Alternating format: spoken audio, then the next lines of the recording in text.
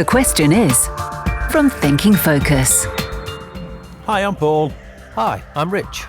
And the question is, how do we build trust with remote and hybrid teams?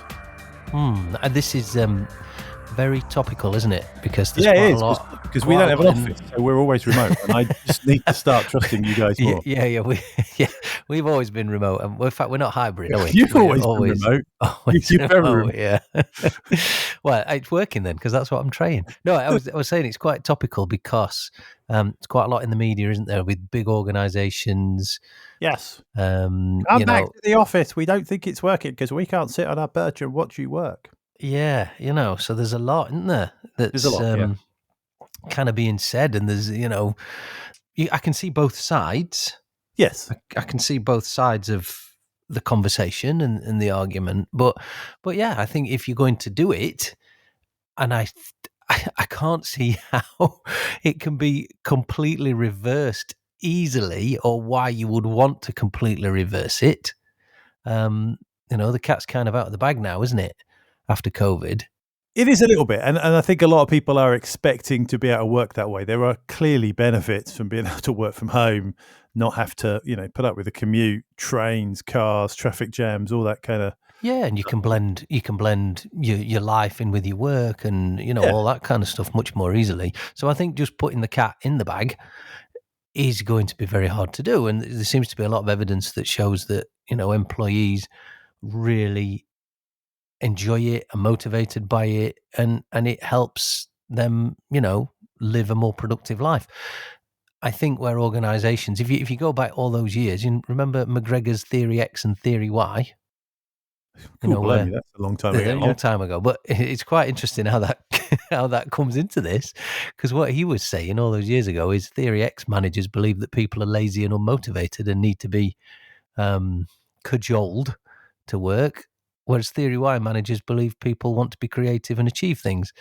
So, what's it saying if, as an organisation, you are demanding everyone must come back in all the time?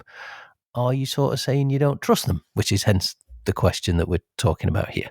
Yeah, and I think one of the things that sort of occurred to me is that when the pandemic happened and everybody started working from home all of a sudden, it wasn't really hybrid working. It wasn't even remote working. It was a completely different thing. And let me explain why I'm saying that, because you might be going, well, no, it was remote working. We just sat at home and worked. That one of the things that kind of really complicates this issue is about how power is orchestrated between people. So if you've got everybody in the office, then actually everybody's kind of got equal access to the same information and the same people. Yep. How it's relatively equal. Actually, until the pandemic, in remote working terms, it's probably the first time ever there's been an equal power in terms of people who work from home. Yeah, because everyone was away from the office. Everyone was away. Your boss was away. His boss was away. Her boss was away. It was totally, everyone's in the same boat. We've all got to work the same way. We're now back to a fairly kind of messy scenario where, in any organization, some people get together more often than others. Some people work together all the time. Some people hardly ever see each other. And I know there are rare companies like us where that's just the way we've always worked, and the systems and processes are built up to deal with that. But that's not true for most organizations. And I think what I see is they've not stopped and gone, actually, what was it we got in the office that we liked? And how do we engineer that if we want teams to be remote or hybrid? How do we make those same things happening? And that's why I think you've got a lot of very senior people going, I'm not getting the interaction, I'm not getting the collaboration, I'm not getting some of the things I used to see when everybody's in the office. So the answer is bring them back in the office. Yeah, because the other side of that is, because we're not seeing it doesn't necessarily mean it's not there. And that's the crux of the matter. Now, there could be a good case that some of it isn't there, and there could be. I think that is true, though. I think a lot of it has fallen by the wayside. I think a lot of the things that the office gave us, there are lots of advantages in co-locating employees, working together, sharing the space, being able to go for coffees together. There are lots of big advantages around that we just took for granted. No one ever sat and went, well, what's the benefit of us working in this building together? We just kind of always have.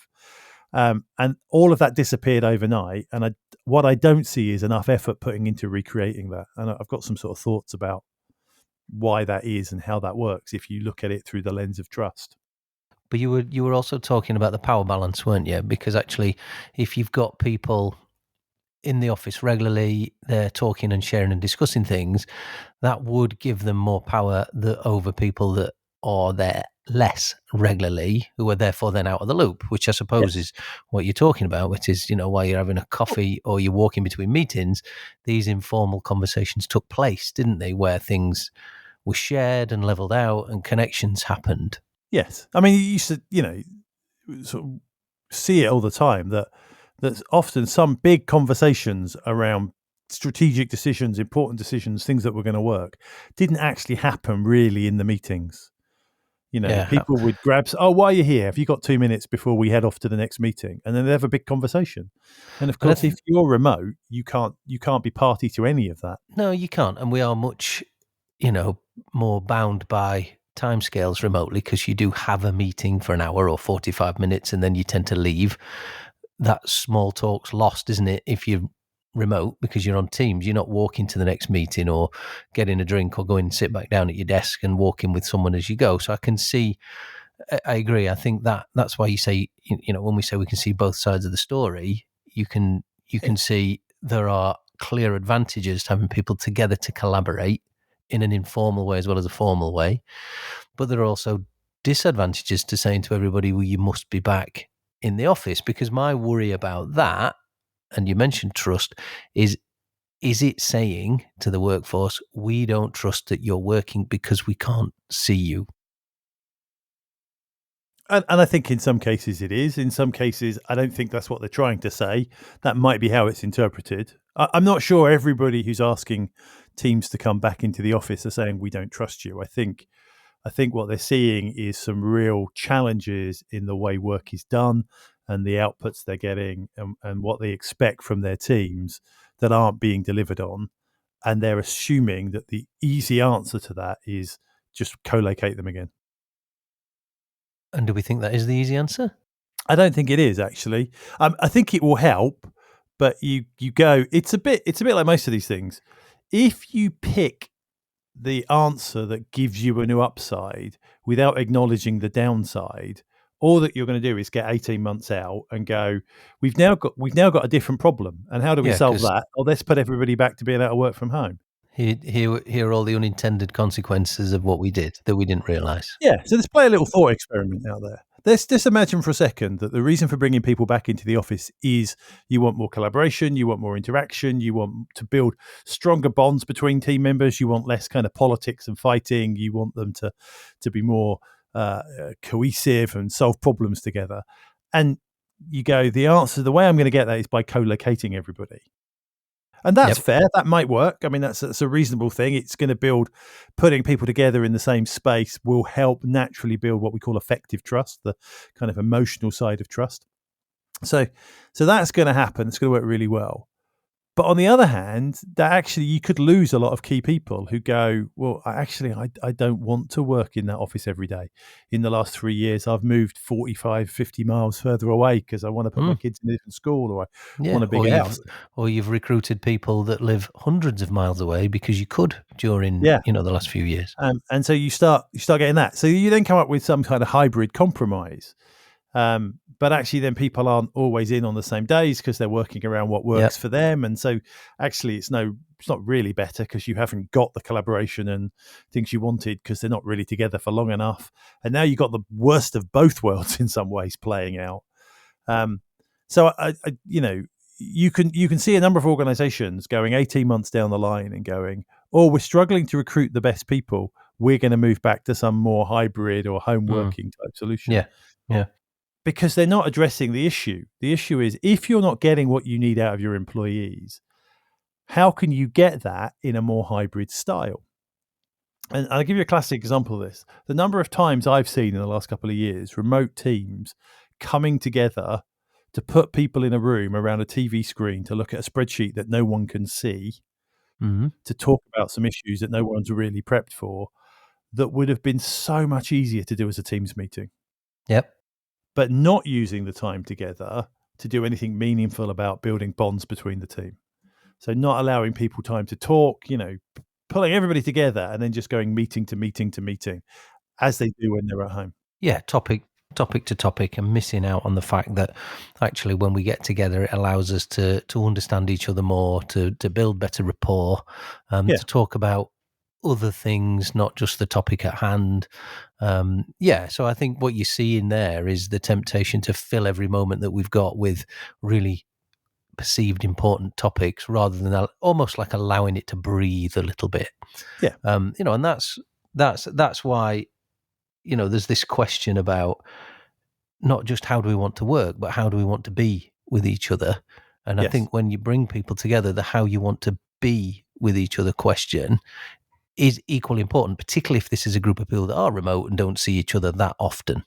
Well, I think it's more important because I think we take that stuff for granted because as human beings, if we are co-located, if we are spending lots of time with each other, we do it naturally. You will build relationships with people by being around them. Even people you don't get on with really well, you'll still get some form of relationship and you'll hear what's going on and you'll have connections through other people because that's kind of how we work. The second we go to a remote or hybrid style, the second we're not around these people a lot, none of that's going to happen naturally. We can still build strong ties with people. We can still bring strong logical trust, a cognitive trust with other people through doing the work. We can do all that really well on Teams.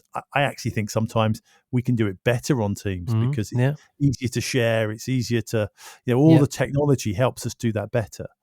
But if you're going to do that, then you have to go, right, the bit we used to take for granted is the bit I now need to manage. Sort of moving on slightly, I think and we've mentioned it a little bit, I think there is also, going back to, I'm a manager, I'm a leader, I've got a team, I've not seen them for a while. I think there is also a piece of work for managers and leaders to do about managing and controlling their self-talk. Because it is easy to think, well, I haven't seen them for a while, I've not heard from them for a bit. What are they doing? Yes. We've probably all done that. What are they doing? And then it's not too big a leap from there to get your crystal ball out and to look into it and think, well, they're not doing anything. And then you perhaps, with that frame of mind, look at someone else or more people and then start to think, we're not getting the results that we need. This is because we're not together. And actually, you may have just made a massive assumption there. And it might be that what perhaps you've not done enough of is set expectations about how remote working will work and have the regular conversations, not just about what are you doing, but about how are you feeling being out there, wherever you are working. What are you missing? What do you need? And being that conduit of the manager that can provide those access to some of those things. I go one step further and go in the are they doing the work? You have to move the measures to output focus, not input focus. Yeah. If you're measuring levels of busyness, when you can't see people, you'll start to imagine people aren't that busy. Particularly if you're giving people a little bit of freedom, which they like with remote work, to do other things. So you only need to catch somebody, going for a haircut at 11 o'clock or, to then make an assumption that they're lazy or they're not, not engaged or whatever.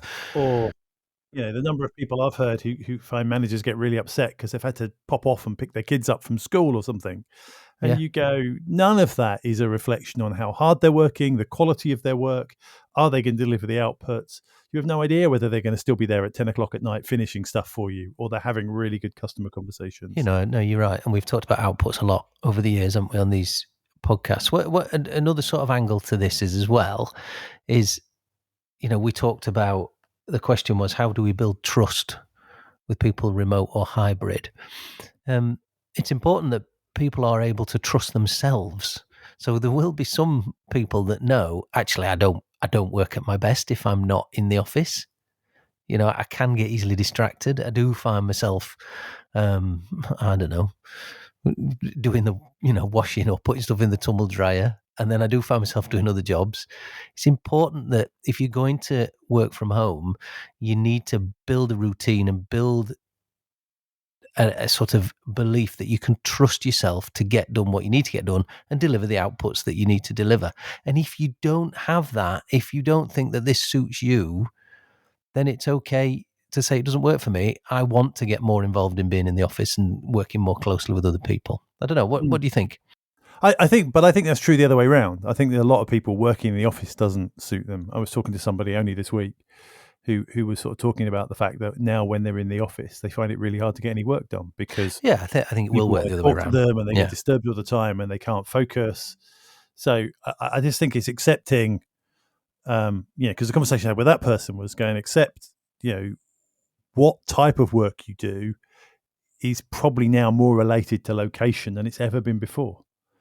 There are things you do in the office. There are things that you'd probably work on at home, and working out how you lay your week out might be, where am I? Right, I've got to write this report. That's a really good thing for me to do at home because I can get some focus. I can focus But I think we can't forget the importance that the manager or managers have in checking in on the people. Yes, making sure people are, happy with whatever they're doing or making progress or all that kind of stuff, well-being checks and all that. But checking in, it's working for them, not that it's working in the way you want it to work. Yeah, because if they're delivering the outputs and they work in a different way, why are you worried? And really the question is, how do I get the most engaged individual? How do I get the most engaged team? Because when you achieve that, whether that's remotely, hybrid, in the office, whatever it is, when you achieve that, you're going to get more outputs from whoever that person is. Yeah. So that's the key. Now, of course, you then want consistency, I suppose, don't you? So you then say, yeah, but I've got 15 reports. I need some consistency. Well, do you need consistency? Do you need the same approach for everybody? Yes and no. I think you need flexibility in it, but I think there are some core elements. So again, different conversation I've had in the last couple of weeks talking about, this was particularly about a sales team where they'd got one or two people who consistently would put almost anything above coming to a team meeting, for instance. Oh, this customer needs to see me. Oh, there's this problem I need to go and fix. Oh, there's this. And eventually you kind of have to go, well, that doesn't work because you're opting out of the team. You're opting not to be part of the team, and that's not going to build trust. So I think there is a minimum expectation that says if you want to be part of this team, you have to do these things. It's a bit, and we have this sort of joking conversation in our business because it's really easy in our business to end up booking work in when we've got other things planned that are internal, and you're judging, well, do I turn the work down? And but we also know that actually, if we don't spend time working together, you lose the effective trust and the team working element. Yeah. But so I think there's that. But then by consistency, you get HR departments and with very good reason saying, actually, we need to be consistent with everybody. But what if it works better for someone to do 2 days in the office rather than 3? What if it works better that someone does 5 rather than 2? Or the other way around? So, we're looking to create. Most organizations want the most engaged employee that will be able to deliver great outputs for the organization whilst feeling valued and part of it. I think I can understand why we want to drive for consistency and fairness. People could argue, well, that's not fair. She can do, only 2 days in, but I'm doing 3. I think, I would want to try and get away from that and encourage organizations to get away from that and look at how do we get the most engaged individual in a way that, doesn't break any rules or, laws or any of that kind of stuff. Yeah. And I think the fairness one is an argument where I think it's a really simple answer to that, which is this: the outcome we expect from you in this role is X. If you can that person's going to deliver X by doing 3 days at home and 2 days in the office. If you think you can deliver X better by doing that, then we can have a conversation about moving you to that. If it's better for you to do 3 days in the office and 2 days at home, we'll have the conversation about that. If it's better for you to do 5 days in the office, because what we're interested in is the outcome. And we give everybody the option to come up with the best way of delivering that outcome.